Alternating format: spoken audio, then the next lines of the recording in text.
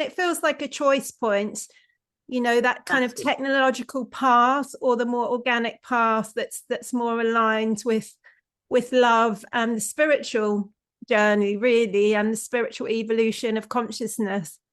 Absolutely. And I think this will be a major choice point. Going through 2025, I think there'll be micro choice points, mini and major. And that for me is a major one, a really major one, because for me, I wouldn't want anything invasive. And I'm sure they're going to be sold as a kind of win-win. You can get these nanobots, I've seen them on social media already, injected, that will just kind of eat up all the damage and any potential tumor in your body, and you'll never get sick. And isn't that amazing? Well, actually, I would probably run a mile from that. It, So but I'm not suggesting that I'm making the decision for anybody. We each have to make our own decisions based on our own soul contract and what we want in our lives. For me, that is a no-go area. But it's interesting, Sarah, isn't it? Because what does it mean to be human? I mean, I think we are already galactic hybrids. That's the tricky, we know that we are part of a galactic family. We know that the iron in our blood comes from the stars, the calcium in our bones. We are not already pure human. We are already a kind of galactic hybrid. interesting. It's interesting when you're talking, I'm thinking about, the choice point of, connectivity, because it feels like, whatever we choose, we're moving into more connectivity. Are we going to be hooked up to the World Wide Web? And of course that can be positive as negative as well. But in terms of what you're talking about in technology of, having things actually within the body, or are we going to be connecting into the galactics, into the astrology, into the cosmos, and connecting with our own divinity as I well? think I think what you're raising is absolutely a huge theme for 2025, because I think this is part of the timeline split, which I think is undeniable.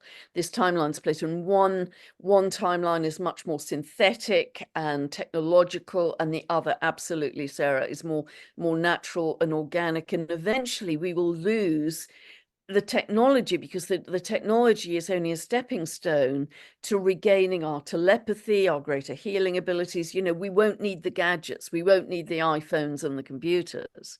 Yes. So yeah, very definitely that is a major choice point in the timeline split, which we're in right now, for sure. Yeah, absolutely. So focusing in on the consciousness shift that we're going through as a collective, there's lots of talk about New Earth, and this channel is New Earth Co-Creators. So I'd love to chat with you about whether there are any astrological indications or support for the New Earth. Yeah, absolutely. And I think it's principally coming from the dwarf planets, the deep space planets, because most of these that we've discovered so far were only discovered really in the last 20 years or so, 25 years. So that's kind of a drop in the bucket if you're looking at many thousands of years of astrology. And the ones I've investigated so far have, incredible symbolism, because on the one hand, they're all creator gods, and they have a leading edge understanding of manifestation, of quantum physics, how we manifest, in our lives. But they also have this kind of deep remembrance of the earth and nature and harmony with nature and shamanic connection and getting back in the rhythm, the rhythm of the seasons, etc. And so it isn't just that we're going forwards in time, we're going back in time to regain this remembrance. That's And that, really interesting. I think that's where we're headed. It isn't just a constant propulsion forwards. It's a reminder of where we've been. And I think this is, a couple of people I know already channel inner earth beings. I think we're going to see, more of that coming forwards, because the galactic beings aren't just out there in Yes, space, they're actually in the earth as well, I feel. that's so interesting what you're speaking about. And you know, I don't know a lot about astrology, but I know a little bit about archetypes. And my understanding of the archetypes, it's that kind of deep symbology or imagery, and knowing that becomes part of our unconscious. You know, in that sense, it becomes our inner voices, becomes who we are. So through that, you know, connection with the planets, certainly the kind of old planets that we all knew, you know, we've over the years developed those archetypes and those understandings and those connections, but we're really being asked to up the ante and kind of go up an octave quite quickly. Like these are all kind of quite newly discovered, my understanding. I've listened to you talking about the dwarf planets and the Kuiper belt objects, the sort of the out, and yeah, so I'm interested in how that's enabling us to form new archetypes and new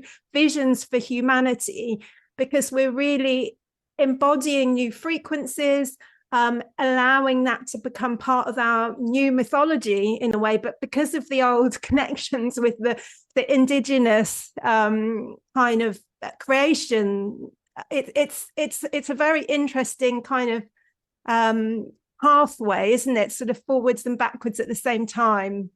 Yeah, to kind of, I think what Richard Rudd writes beautifully about is an evolution, but also an involution. Okay. As the indigenous people see it, and that kind of electrified me. So yeah, great question, Sarah, because these dwarf planets are really being seen as a higher octave of consciousness. You know, our next step in, they're further out in space, and it's a new opening up. It's an expansion of our consciousness to something new in terms of our innate abilities, our innate power that we've forgotten. For instance, the dwarf planet Haumea is a great symbol for New Earth, because in the mythology, she's linked to the Hawaiian goddess of fertility, and she was able to birth babies from all over her body, not just the normal place, and, you know, kind of change herself from an old crone to a young maiden.